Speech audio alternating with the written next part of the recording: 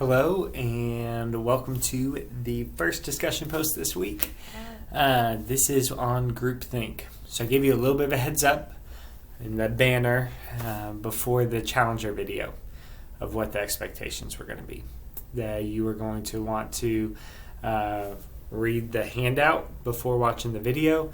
You were going to want to kind of have some things on your radar, taking some notes as you were going through the Challenger video to really facilitate this discussion going well for you.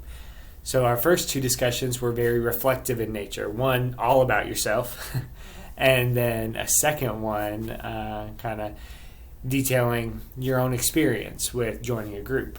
And so here is a little bit of a shift. We're going to pivot a little bit, and instead of being so reflective on this discussion post, we're going to be more observational. Taking the video that we've seen, the material that we've learned, and combining those together to make some pointed observations. This is one of the ways that here at Union we're going to try to help you think critically about the material.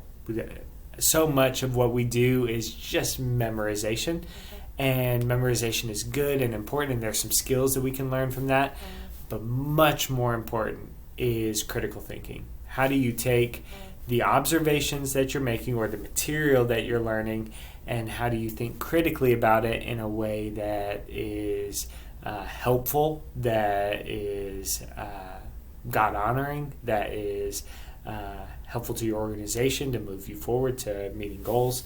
So that's much of what this is designed to do. I want you to take the observations that you've made during the time watching the Challenger video and just be able to flesh those out more. Instead of having a bullet point list of observations, I want you to have kind of paragraph explanations of why something stood out to you, why something was significant, and turn that into a discussion post.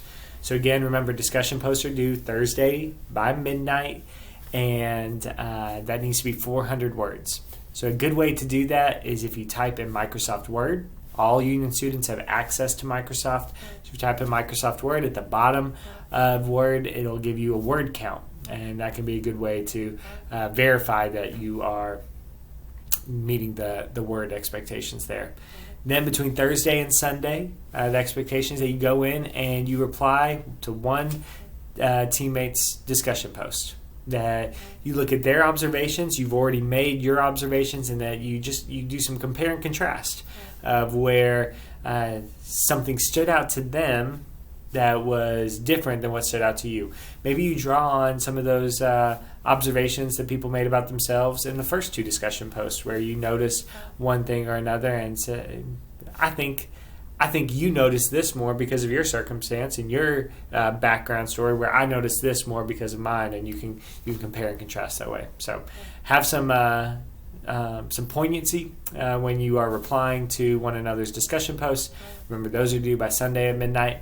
Do those two things well, and then I think you'll continue to score well and, again, have great success through the class. So if you have any questions, reach out, but I'll look forward to reading your posts. Bye, y'all.